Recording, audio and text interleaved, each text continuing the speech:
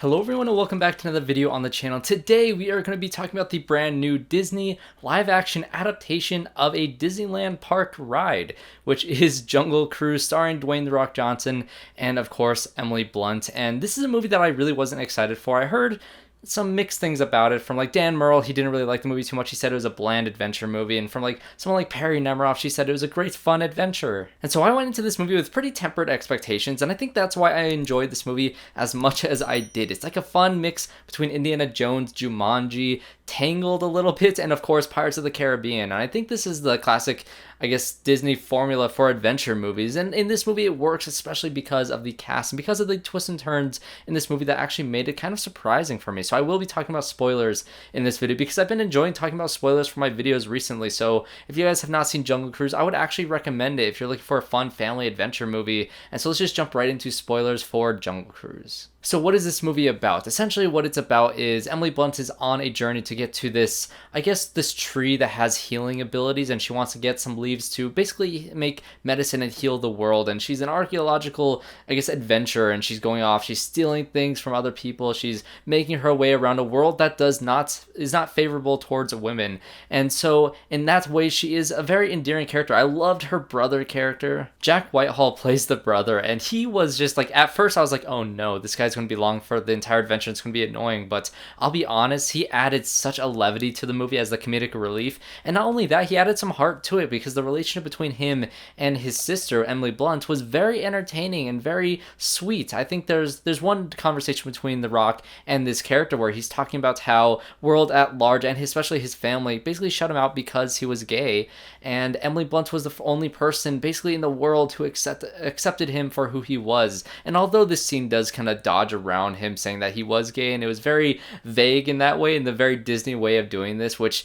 come on, just outright say it at this point, stop being vague about these things. But that conversation was very well written and very well done despite its kind of dancing around the subject. And that conversation really opened up this character and really opened up insight to Emily Blunt's character and made her a lot more likable than she was already from the beginning of this movie. And one thing that I really admired about this movie that I was not expecting whatsoever is the fact that this movie is extremely faithful to the Disneyland ride, which is kind of insane to say that a movie was faithful to an amusement park ride, because the introduction of The Rock's character is straight up the ride from Disneyland. Because if you don't know what the ride from Disneyland is, essentially you're on this little slow moving boat, and there's always a host on the boat that is essentially, you know, telling like, oh, if you look to your right you see this, and if you look to your left you see that. But they pepper in these really terrible puns throughout the entire ride, and that's the whole point of the ride. The whole point of the ride is to see some animatronic animals and have a host tell terrible puns in a nice calm river ride. And the puns are admittedly very funny, although they are absolutely terrible, but that's the kind of humor that I love. I love terrible puns. And so at the beginning of this movie starts with The Rock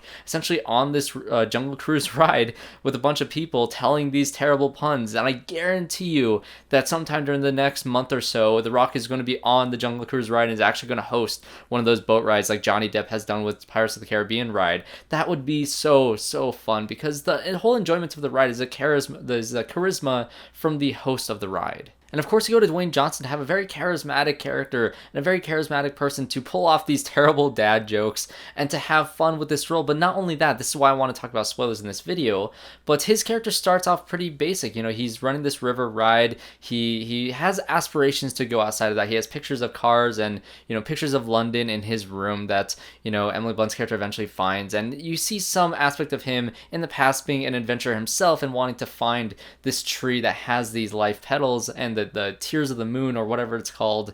And you slowly learn more about his character and about, you know, how he is a very strong character in terms of like, he literally has a pet like cat of some sort. I don't know if it's like a cheetah or something like that, but he has this pet and he has this river ride, and his banter between Paul Giamatti and the way that he kind of always lies and cheats his ways through things is very entertaining to watch. But once you find out his backstory and the fact that he was a part of the cursed group of the explorers who originally found the tree, that became so much more interesting for his character. And so those were part of the villainous characters. They felt like they're ripped straight from a canceled Pirates of the Caribbean movie. This group of explorers with the head guy being Edgar Ramírez, and his relationship between him and The Rock was very interesting because they were essentially like brothers. And this Edgar Ramírez character, he essentially wanted to heal his daughter from being sick, and she was very sick at home. And so he goes out to explore to find this tree, and they find these native people, and he essentially betrays the natives and is cursed essentially to live eternity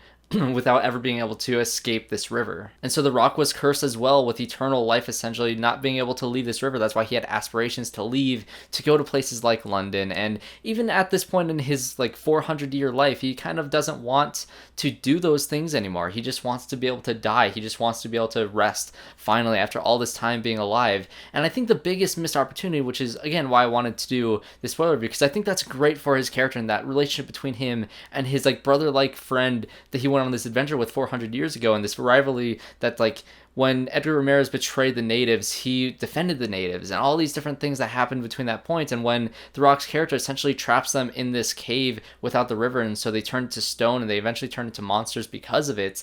All this like rivalry between these two, I wish that was the focus of the movie, because once you get to the end of this movie, there's no revolution for that arc. There's no either mending that relationship or The Rock, deciding to fully sever that relationship. It just kind of ends with him being, or the villainous monster characters being wrapped up back in the wall and being turned back into stone. And The Rock's character, even though he does sacrifice himself in order to save Emily Blunt's character, he's still given the leaf of the tear of the moon, and then he's able to be brought back to life essentially at that point. But I wish there was more mending of that character, because this movie really focuses mainly on Jesse Plemons as this German soldier who wants the Tree of Life for his own sort of nefarious purposes, and he was essentially the main villain of the story. Even though he didn't pose too much of a physical threat to these characters, he posed more of a, I guess, a ticking time bomb sort of threat, like a race to time, like the character from Indiana Jones who steals the idols from Indiana Jones and takes it for himself instead of Indiana Jones being able to take those idols, to put in the museums like he wants to in Raiders of the Lost Ark. And Jesse Plemons has a lot of fun in this role. I love him. He's one of my favorite actors from Fargo season 2 and Breaking Bad and in so many different things. I love him in Game Nights, and I think he's a great comedic actor, and I think he's very funny at parts in this movie. I just didn't think he was such a great villain. I wish they focused more on this other villain with Edgar Ramírez, because that had a more personal, I guess, threats towards The Rock's character, and with him having this intricate backstory of all these 400 years of history with those characters, I wish that they took the time to focus on that rather than this soldier who is more, I guess, of a rival for Emily Blunt's character. And I see what they were doing. It's a 2-hour and 7-minute long movie, so they have time to flesh these things out. I just wish that they could have focused more time on the, I guess, the more relevant threats. But outside of that, that was definitely my biggest flaw of this movie. But it is still a very entertaining ride. Like I said, Jesse Plemons is still a very entertaining villain. Him and his submarine and the lines that he has is very fun. The action sequences are very well helmed. I believe the director of this is going on to direct Black Adam again with The Rock. So this gives me a lot of confidence for that movie. This was a very confidently helmed movie. It had great direction in the action. It was a very fun adventure movie starring two great actors that have a lot of charisma to pull off these roles. And not only that, but their relationship that blossoms throughout this movie, which when they first met, I was like, okay, maybe there is a hint of romance between The Rock and Emily Blunt in this movie.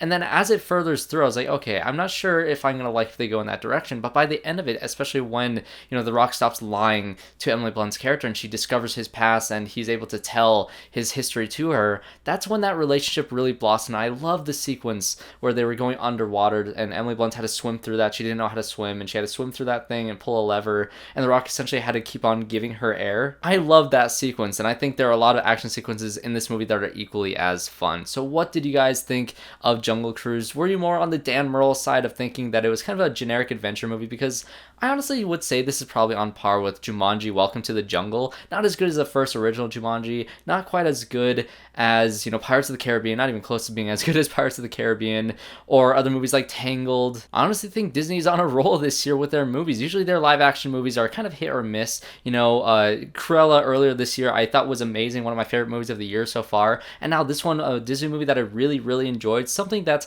I think my low expectations definitely helped with, but those are my thoughts on Jungle Cruise. Comment down below what you thought of this fun adventure movie. Did you enjoy the ride at Disneyland? Did you enjoy the puns of this movie that I thought were pretty funny throughout? Did you enjoy the twists and turns with The Rock's character? I want to know all of you guys' thoughts in the comments down below. Also, check out my review for Old and my review for Fear Street 1978 and 1666 that I just uploaded, as well as I'm going to go see The Green Knight right now. So thanks guys for watching this video. Hope you enjoyed, and I hope to see you all in my next one.